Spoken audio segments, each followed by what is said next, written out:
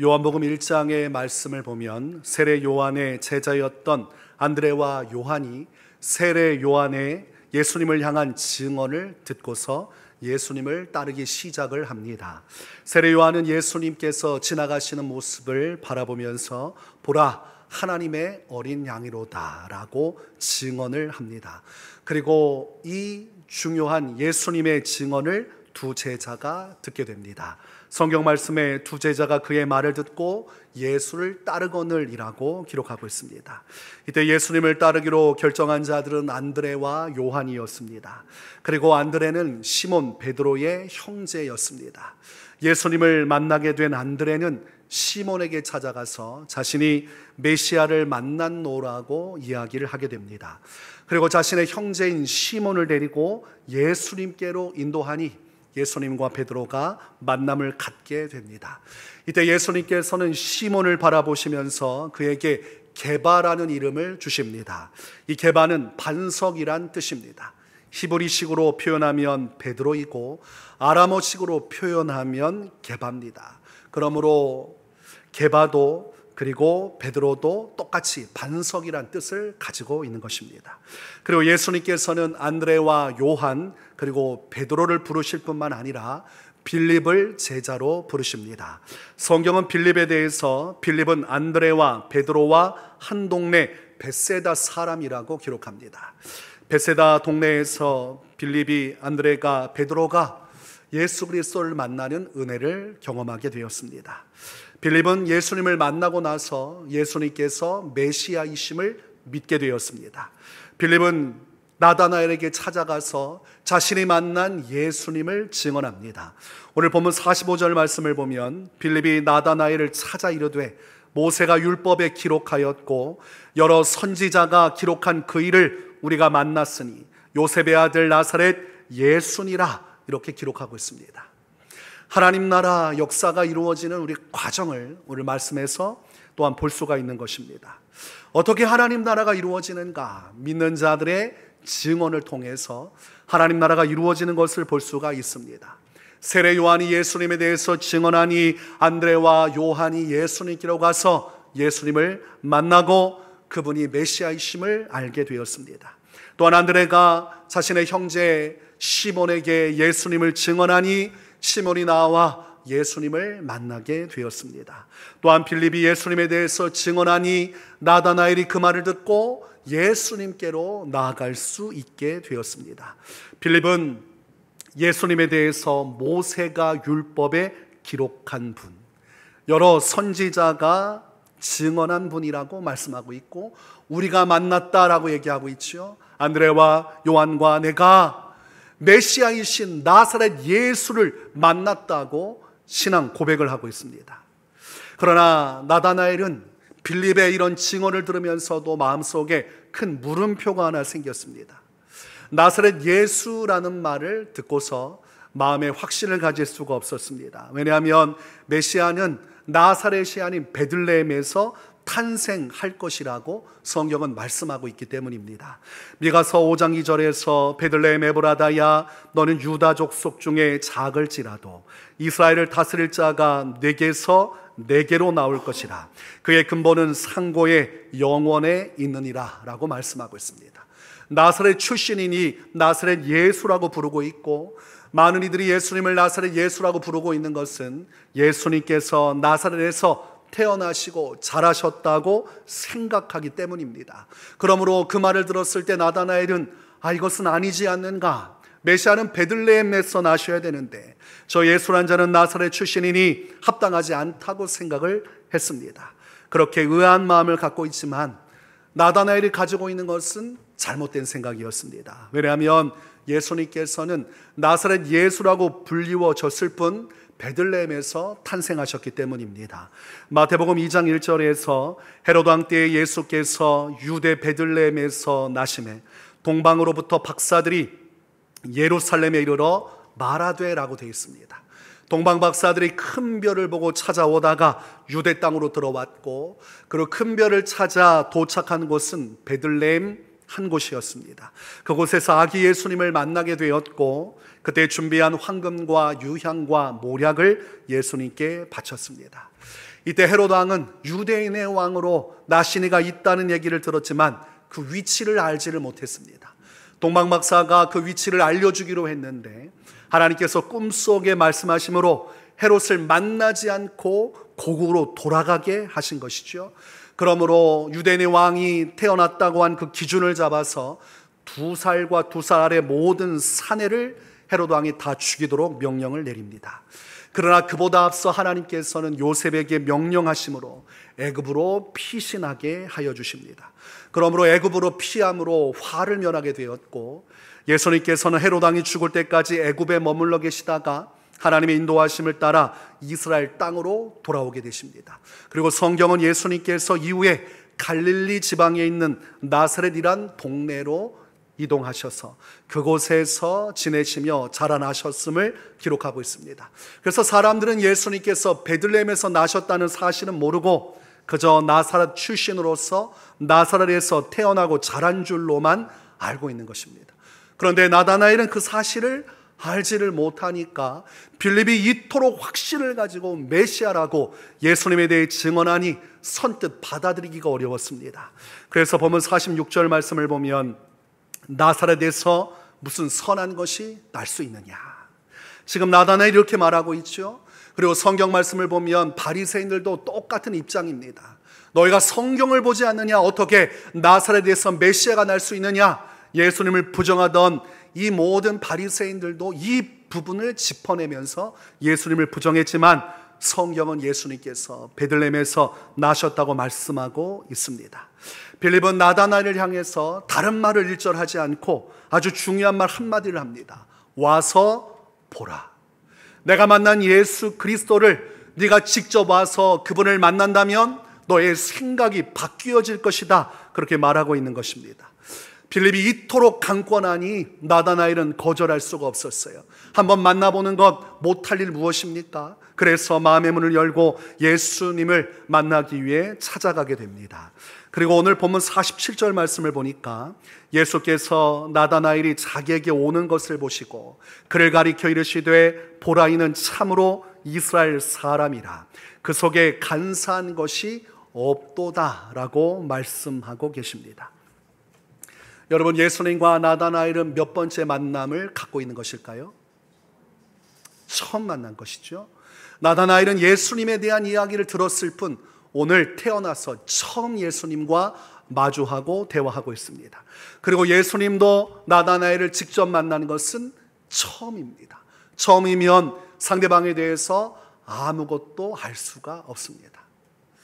우리가 사람을 알아가는 시간과 그리고 그 모든 여정이 필요한 것은 한 번의 사람을 알 수가 없기 때문입니다. 수십 년 살아간 부부끼리도 서로를 알지 못한다고 말하는 그런 상황 속에서 처음 만난 예수님과 나다나엘이 서로를 알고 있다는 것은 불가능한 일입니다.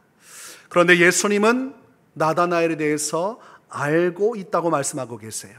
보라 이는 참으로 이스라엘 사람이라 그 속에 간사한 것이 없도다. 지금 예수님은 나다나엘을 칭찬하고 계십니다. 참으로 하나님의 백성이고 참으로 진실한 하나님을 믿는 주님의 백성이라고 말씀하고 있어요. 그 속에는 외식과 위선이 있지 않고 하나님 앞에 진실한 자로서 그 사람은 간사한 자가 아니요 하나님을 진실로 경외하는 자라고 극찬을 하고 있습니다. 그런데 여러분, 나다나엘 입장에서 얼마나 당황스럽습니까? 예수님을 처음 보았는데 예수님이 자신에 대해서 어떻게 알 수 있다는 말입니까? 그러니 자연스럽게 오늘 본문 말씀에 어떻게 나를 아시나이까?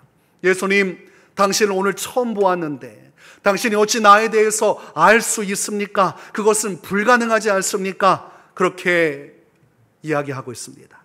자, 여러분에게 묻겠습니다.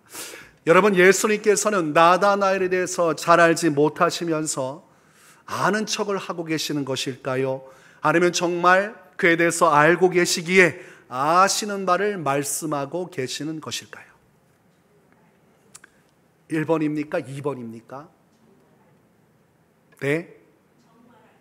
정말 알고 계시죠? 알고서 말씀하시는 거죠. 나다나엘로서는 이해할 수 없는 일입니다. 어떻게 처음 봤는데 알 수가 있어요? 여러분, 누군가가 처음 만났는데 여러분에 대해서 알고 있는 것으로 얘기를 하면 그 사람은 어떤 사람입니까? 사기꾼입니다.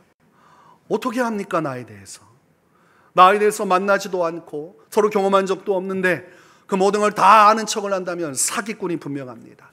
그런데 예수님의 입장은 다르죠. 왜냐하면 예수님께서는 하나님이시기 때문입니다. 예수님께서는 하나님이시기 때문에 알 수가 있는 것입니다.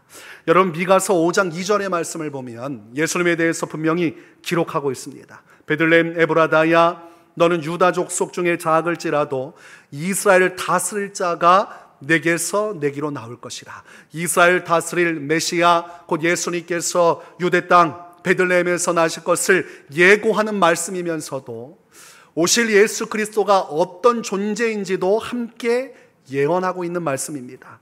뒤이어진 말씀에 그의 근본은 상고의 영원에 있느니라고 말씀하고 있습니다.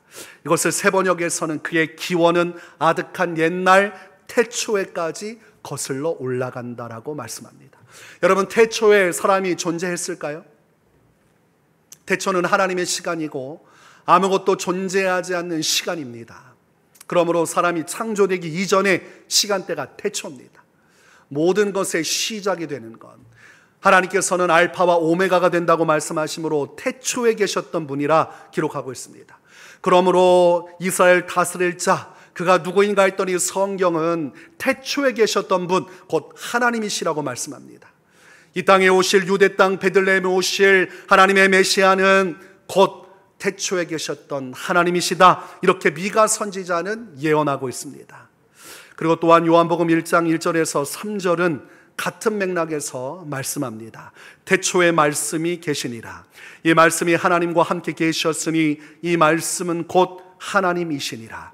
그가 태초에 하나님과 함께 계셨고 만물이 그로 말미암아 지은 바 되었으니 지은 것이 하나도 그가 없이는 된 것이 없느니라. 태초에 말씀이 계셨다고 되어 있어요. 그런데 그 말씀은 곧 하나님이시라고 기록하고 있습니다. 이 태초에 계셨던 말씀은 하나님이신데 이 하나님 된 말씀을 통하지 않고 지어진 것은 단 하나도 없다고 말씀하고 있어요.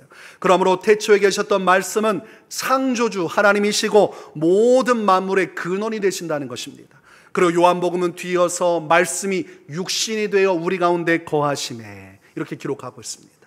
태초에 계셨던 말씀이신 하나님께서 이 땅에 성육신하셔서 사람으로 오셨다고 말씀하고 있고 그분이 누구십니까? 우리 주 예수 그리스도십니다.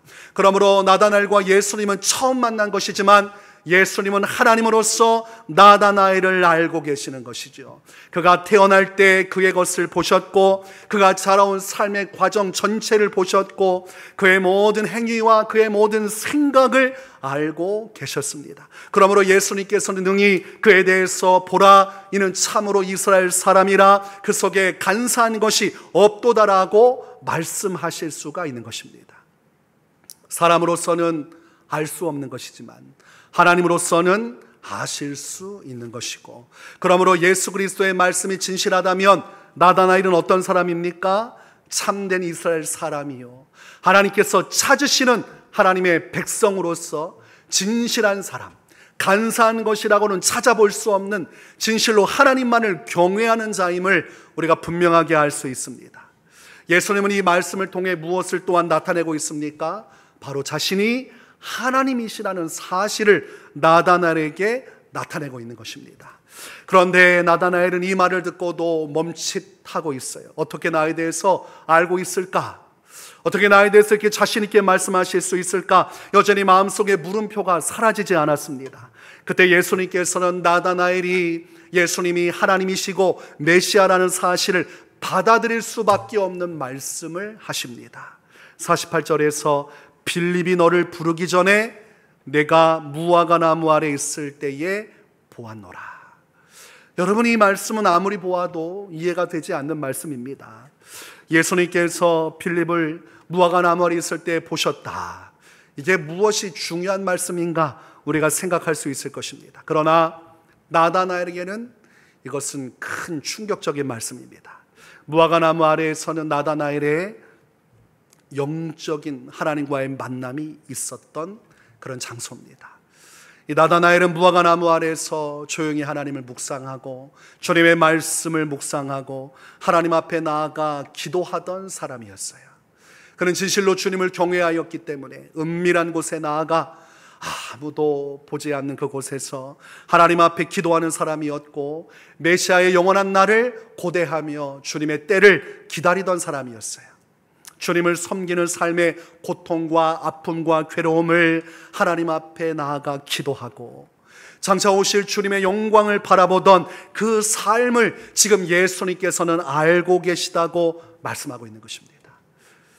나다나엘로서는 뜻밖의 말씀, 너무나 충격적인 말씀이었습니다.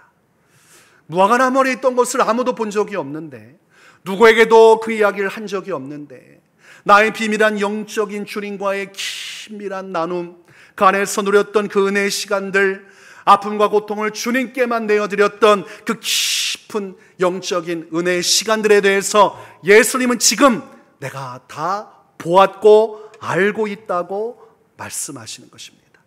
이때 나다나엘은 하나님을 만난 것이죠. 나의 모든 삶을 지켜보실 뿐만 아니라 무화과나무 아래에서 주님을 간절히 바라보던 나의 중심을 아시고 나의 삶을 지켜보셨던, 나의 기도를 지켜보셨던, 나의 간구와 소원을 지켜보셨던, 나의 진실한 주님을 향한 경외의 삶을 지켜보셨던 하나님을 만나게 되었습니다. 그래서 그때 비로소 예수 그리스도를 이 나다나엘은 인정하게 됩니다. 보면 49절 말씀에서 나다나엘이 대답하되 랍비여, 당신은 하나님의 아들이시요 당신은 이스라엘의 임금이로소이다 고백하고 있습니다. 예수님께서 나다나엘의 모든 삶을 알고 계세요. 그가 얼마나 주님을 사랑하는지 알고 계세요.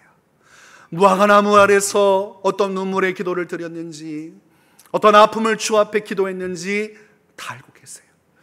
누구도 알지 못하는 이 나다나엘이 주님을 향한 그 진실한 마음과 그 간절한 기도와 주님을 위해 살고자 했던 그의 인생의 모든 걸음걸음을 예수님께서는 알고 계시다고 말씀하고 있는 것입니다. 나다나엘의 모든 것을 아시는 예수님, 무화과나무 아래에서 그가 주께 드렸던 그 날들을 다 보고 알고 계시던 예수님은 또한 누구에 대해서 잘 알고 계실까요? 여러분입니다. 여러분의 삶을 주님은 보고 계시고 다 알고 계신다는 사실입니다.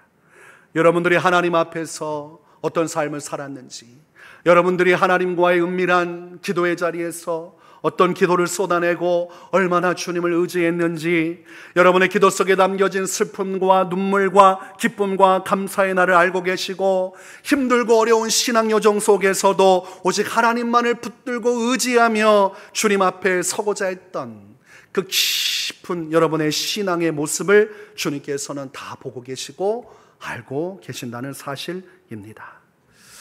예수님께서는 우리를 너무나 잘 알고 계시기에, 또 우리를 너무나 귀히 여기시기에 우리를 위해서 기도하시는 분이십니다. 로마서 8장 34절에서 누가 정죄하리요? 죽으실 뿐 아니라 다시 살아나신 이는 그리스도 예수시니 그는 하나님 우편에 계신 자요 우리를 위하여 간구하시는 자신이라 말씀하고 있습니다. 지금 예수님께서 보좌 우편에서 누구를 위해 기도한다고 말씀하세요? 우리를 위해 기도하신다고 말씀하고 계세요. 나를 아시고 나를 이해하시고 나의 인생을 바라보시고 나를 너무나도 사랑하시는 주님은 우리를 위해 지금도 기도하고 계시다고 말씀하고 있습니다. 또한 로마서 8장 26절과 27절에서 이와 같이 성령도 우리의 연약함을 도우시나니 우리는 마땅히 기도할 바를 알지 못하나 오직 성령이 말할 수 없는 탄식으로 우리를 위하여 친히 간구하시느니라. 마음을 살피시는 이가 성령의 생각을 아시나니 이는 성령이 하나님의 뜻대로 성도를 위하여 간구하심이니라고 말씀하고 있습니다. 하나님 아버지의 뜻을 따라 성령께서 우리를 위해 기도하고 계시고, 예수 그리스도의 뜻을 따라 성령께서 우리를 위해 기도하고 계십니다. 우리를 너무나도 아시는 주님, 우리를 붙들어 주시고 우리를 도와주시기 위하여 성령으로 말미암아 우리를 위한 기도의 역사를 이루어가고 계신다고 말씀하고 있습니다. 여러분, 우리의 인생 자체가 홀로 가는 인생처럼 보여지고 나의 신앙과 나의 수고함이 아무것도 아닌 것처럼 보여져도 그렇지 않다는 것이죠. 하나님께서 나의 모든 신앙의 여정을 보고 계시고 알고 계실 뿐만 아니라 나를 위하여 기도하심으로 우리의 인생 전체를 주관하시고 인도하고 계시다고 말씀하고 있어요. 이것은 우리를 그만큼 사랑하시기 때문입니다. 우리의 인생 전체를 사랑의 눈빛으로 바라보시고 우리 인생에서도 무화과 나무 아래에서 주님을 향해 바라보던 우리의 신앙을 깊이 하나님께서는 사랑으로 바라보고 계시다는 사실입니다. 스바냐 3장 17절에서 너희 하나님 여호와가 너희 가운데 계시니 그는 구원을 베푸실 전능자이시라. 그가 너로 말미암아 기쁨을 이기지 못하시며 너를 잠잠히 사랑하시며 너로 말미암아 즐거이 부르며 기뻐하시리라 말씀하고 있습니다. 하나님께서 여러분을 바라보고 계시는데, 여러분의 모든 것을 알고 계시는데 그 모든 것을 바라보시는 주님의 눈빛은 사랑의 눈빛이라고 말씀하고 있는 것입니다. 대학원 시절 신학대학원 강단에서 매주 금요일마다 금요 철학 시간이 있었습니다. 밤 9시에서 새벽 3시, 4시까지 진행되는 그런 집회였습니다. 많은 인원들이 참여하지 않았고 소수의 전도사님들 중심으로 서로 간에 아름아름 또 소개하고 또 초청해서 그렇게 기도하는 자리였습니다. 그곳에 저도 아는 분을 통해서 정보를 듣게 되고 또 찾아갔어요. 그곳에서 기도하면서 또 많은 은혜를 받았고, 만약에 또 하나님 앞에서 쓰임 받으려면 준비가 돼야 되지 않겠는가. 그래서 내가 할 수 있는 준비가 무엇일까? 그러면 내가 기도로 준비해야겠구나. 하나님 앞에 쓰임 받는 하나님의 사명자가 되려면 기도해야겠구나. 그래서 부담은 왔지만 그래도 하나님 앞에 준비되고 훈련되기 위해 이 금요철야 집회에 참여했습니다. 몇 번 참여하다 보니까 찬양팀에 들어와서 찬양하라고 해서 또 찬양을 함께 하게 됐어요. 그래서 한 2-3명이 싱어를 하고 또 찬양 인도하시는 분이 계셨어요. 근데 그분께서 제가 찬양을 열심히 하는 것을 보시더니 찬양 인도에 관심이 있느냐 이렇게 말씀하시는 거였어요. 해본 적은 없지만 하고 싶은 마음은 있었습니다. 그래서 제가 기회가 된다면 하고 싶은 마음이 있습니다. 그랬더니 그분이 얼굴이 환해지시는 거예요. 나중에 보니까 그분이 그만두고 싶은데 그만두면 찬양 인도자가 없으니까 전전긍긍하다가 저를 본 것이죠. 그리고 저한테 물어봤더니 하고 싶다는 말을 들으니까 얼굴이 환해지셨어요. 그리고 한 달이 지나지 않아서 저한테 찬양팀을 맡기고 사라지셨습니다. 그 이후로 그분이 어디 갔는지 알 수가 없어요. 그분이 너무 이제 부담이 된 거죠. 새벽 3시까지 기도하는 것도 부담인데 찬양인도 하고 나서 또 중간에 통성기도 쭉 하는 시간이 있습니다. 그때 찬양팀이 1시간에서 1시간 반을 찬양을 불러야 돼요. 이분은 계속 기타를 치고 찬양을 해야 되니까 힘이 드는 거죠. 끝나고 나면 또 전 세계 지도를 딱 펼치면 선교사님들이 있는 곳을 이렇게 마킹해가지고 그 밑에 이름이 쫙 나옵니다. 그런데 이름도 온전하지가 않고 김땡땡 그리고 이땡땡, 이거는 밖으로 나오면 극비가 되기 때문에 이름을 풀네임으로 할 수 없다는 거예요. 얼마 오지도 않았고 별로 사람이 찾지도 않는 곳이고 누구 하나 관심도 없는데 굉장히 그 안에서는 어떤 사명의식으로 그렇게 철저하게 보완까지 하면서 기도했어요. 근데 그분이 이제는 조용히 사라지시고 제가 찬양인도를 맡았어요. 찬양인도를 해본 적이 없지요. 하고 싶은 마음은 있는데 할 만한 능력이 없습니다. 그때 제가 마음속에 들었던 설교 중에 산에 가서 소나무 뿌리를 뽑아내면 무엇이라도 할 수 있지 않겠는가, 이런 설교를 들은 내용들이 있었어요. 그래서 소나무 뿌리는 못 뽑아도 그래도 소나무라도 붙들고 기도라도 하자. 그래서 신학대학원 뒤에 가면 뒷산이 있습니다. 약간 공동묘지 같은 느낌이 있어요. 그곳에 좀 산이 이렇게 있지만 그곳에 가서 나무 하나를 딱 붙들고 1시간을 흥성으로 기도했는데도 마음에 확신이 있지는 않았습니다. 찬양인도를 해본 적이 없는데 무슨 확신을 갖습니까? 마음의 불안함 가운데 찬양인도 관련된 책자도 살펴보고 콘티 짜는 법도 해보는데도 마음이 여간 불편한 게 아니에요. 그럼에도 불구하고 찬양인도를 했어요. 그렇게 우여곡절 그때 아무것도 모르고 그냥 찬양인도를 일단 시작을 했습니다. 그렇게 몇 주가 지나고 났는데 어느 날 비가 많이 오는 날이 있었습니다. 비가 너무 내려가지고 도저히 우산조차 쓰기 어려운 날, 그 대학원 철야 집회를 담당하는 전도사님께 전화가 왔어요. 오늘 비가 오는데 반주자가 오지 않는다는 것이었습니다. 여러분, 반주자가 없으면 마이크 잡고 혼자 찬양 인도를 해야 되는데 참 곤란스러운 일이 아닐 수 없어요. 찬양 인도에 능력 있는 것도 아니고 초보인데 반주자까지 없으면 어떻게 됩니까? 그래서 못한다고 얘기를 해야 되나 하고 있는데 전도사님께서 반주자가 없지만 할 수 있겠지라고 말씀하신 거였어요. 기대감을 가지고 하는데 저는 못합니다. 반주자가 없으면 쉬어야겠습니다. 이렇게 말할 수가 없었습니다. 뻔히 죽을 길임을 알면서도 차마 거절하지 못하고 제가 찬양인도 하겠습니다. 그리고 1시간 전에 강단으로 왔더니 불은 다 꺼지고 밖에는 비가 옥수로 쏟아지고, 그런데 어떡합니까? 기도로 준비하면서 세팅할 걸 다 세팅하고 준비하고 있더니 보니까 신학생 5명이 와 있는 거예요. 새내기들이 겁도 없이 이곳이 어딘 줄 알고 아주 찬란한 눈빛으로 신학생 5명이 와서 앉아있길래 찬양합시다.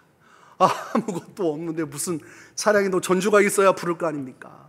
그때 제가 불렀던 찬양을 기억하고 있어요. 예수 우리 왕이옵니다. 여러분, 예수 우리 왕이오는 굉장히 중간에 쉬는 구간들이 있어요. 이곳에 오소서 그러면서 눈빛이 마주치죠. 서로 간의 어색함에 전 고개를 떨구고, 또 신학생들은 얼마나 또 뜨거워요. 저를 이렇게 바라보면서 저는 고개를 숙이고 그들은 저를 바라보고 어색함으로 찬양 인도를 하는데 정말 너무 부끄럽고 너무 민망하고 하나도 마음속에 은혜가 안 되는 겁니다. 어느 정도 뭐가 있어야 은혜가 되는데 마치 발가벗겨진 것 같고 망신당하고 있는 것 같고 지금 은혜를 받고 있는 건지 망신을 당하고 있는 건지, 이들은 무슨 생각으로 지금 찬양을 하고 있는 건지 아무것도 알 수 없어요. 평소보다 더 적은 사람이 모이고 아무것도 없는 그곳에서 참 너무 괴로웠던 기억이 나요. 마이크를 집어 던지고 뛰쳐나가고 싶은 마음을 겨우 참으면서 잘 마쳤다고 스스로 생각하면서 보냈던 기억이 납니다. 그리고 몇 해가 흘렀습니다. 여러 가지 교회 사역을 맡았고 교회에서 전도사 사역도 하고 또 목사 안수도 받고 부목사 사역도 했어요. 그런데 사역이 만만치가 않았습니다. 할 일도 많았고 그 길이 너무 외롭고 쓸쓸한 것입니다. 어느 날은 어떤 생각이 들었냐면 내가 오늘 밤 죽는다 해도 알 사람이 없겠구나. 단지 새벽 예배 때 교회 불을 켜고 시스템을 켜고 마이크 준비할 사람이 없다는 것뿐이지 내가 죽는다고 해서 알 사람이 없겠구나. 그럴 만큼 마음이 저렇게 무너지고 결혼도 못했고 모아는 돈도 없고 가지고 있는 것도 없고, 제가 얼마나 불쌍한지 그때 그 교회 작은 교회였는데 장로님이 자전거를 타고 계시길래 장로님 자전거가 참 좋아 보이네요 했더니 장로님께서 이거 가지실래요? 이러시는 거예요. 그걸 받지 말았어야 되는데 순간 욕심의 눈이 멀어져서 그래도 괜찮겠습니까?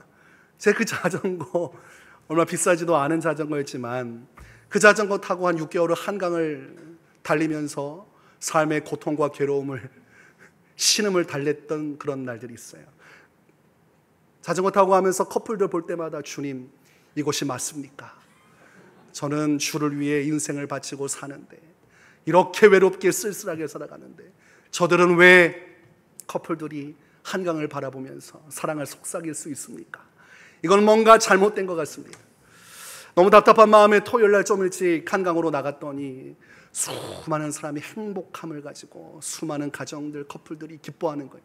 저는 토요일마다 맨날 교회 한 구석에서 죽으라고 일만 했는데 밖에 나오니까 새로운 세계가 펼쳐지고 천국 갈 나는 지옥에 있는 것처럼 살아가고 지옥 갈 저들은 천국에 사는 것처럼 살아가니 이것이 맞는 것인가? 너무나 마음에 괴로움이 있었어요.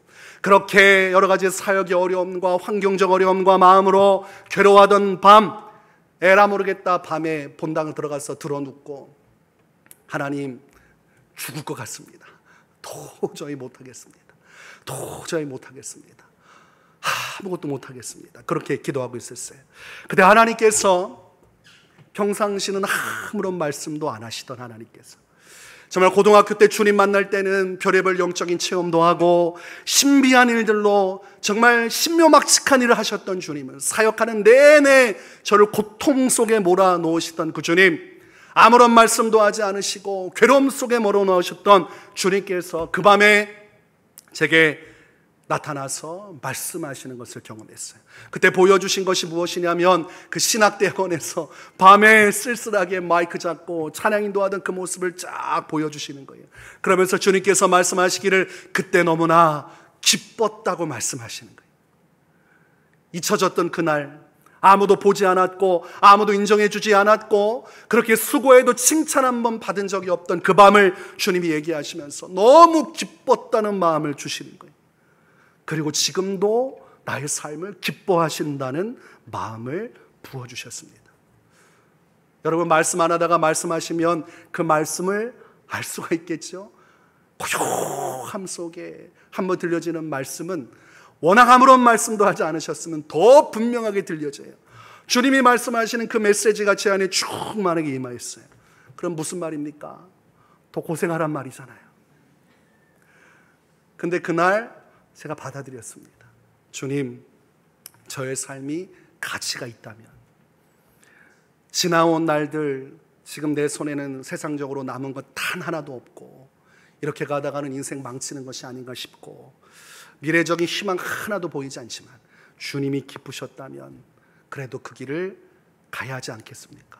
그때 저는 오히려 제 마음속에 저를 괴롭히던 그 수많은 것들이 다 제 몸에서 떨어져 나가고 자유함을 느끼게 됐어요.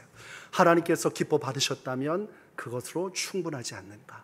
하나님께서 나를 기억하시고 나를 알고 계시고 나의 인생 전체를 인정해 주신다면 이렇게 살다가 끝나도 괜찮지 않겠는가? 나를 아시고 나의 삶을 지켜보시고 나의 모든 것을 살피시는 하나님, 나다나엘이 그 하나님을 만난 것입니다. 아무도 알아주지 않는 자신의 인생, 주님과 함께했던 그 모든 날들, 그리고 그 모든 눈물의 시간들을 아시는 주님을 만났어요. 여러분, 인생 살면서 하나님을 섬기는 것은 참으로 어려운 일이고 예수 그리스도의 뒤를 따른다는 것은 참으로 어려운 일입니다.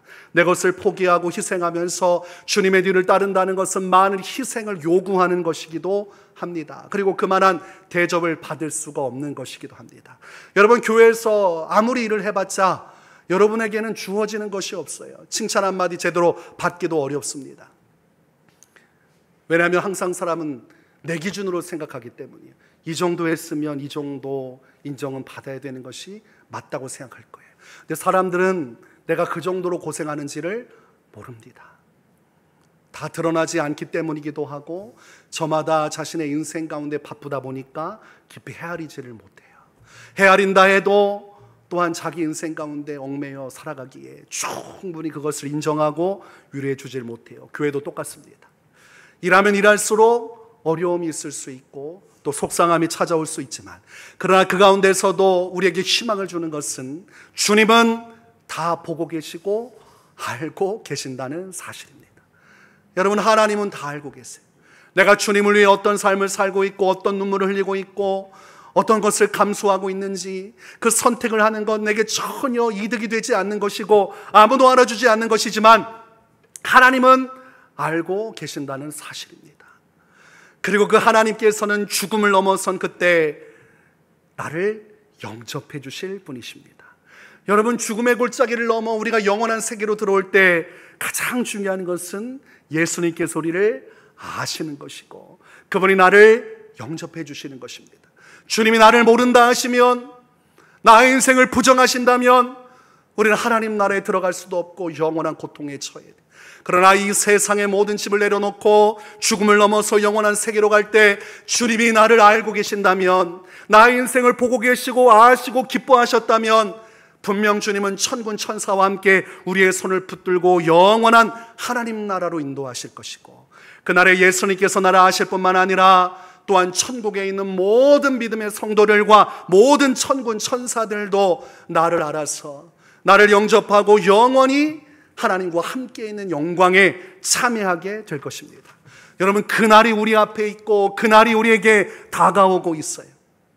하나님 아버지의 그 영광의 은총 아래서 성령의 위로하심 아래서 영생을 누릴 그날, 그 주님이 오늘 나를 아시고 나를 보고 계시기에 우리의 모든 신앙의 여정, 그 모든 고난과 고통은 비로소 의미가 있는 것입니다. 여러분을 아시는 주님, 그 누구보다도 깊이 여러분의 기도와 간구와 눈물을 아시고 헌신과 신실한 주님을 향한 중심을 아시는 주님, 그러므로 그 주님 안에서 낙심할 것이 아니라, 절망할 것이 아니라 주님께서 나를 기뻐하시면 그것으로 충분합니다. 장차 이룰 주의 영광 가운데 나를 맞이해 주실 주님 바라보면서 우리가 끝까지 주어진 사명과 믿음의 길을 달려갈 수 있기를 주님의 이름으로 축원합니다. 우리 함께 찬양하고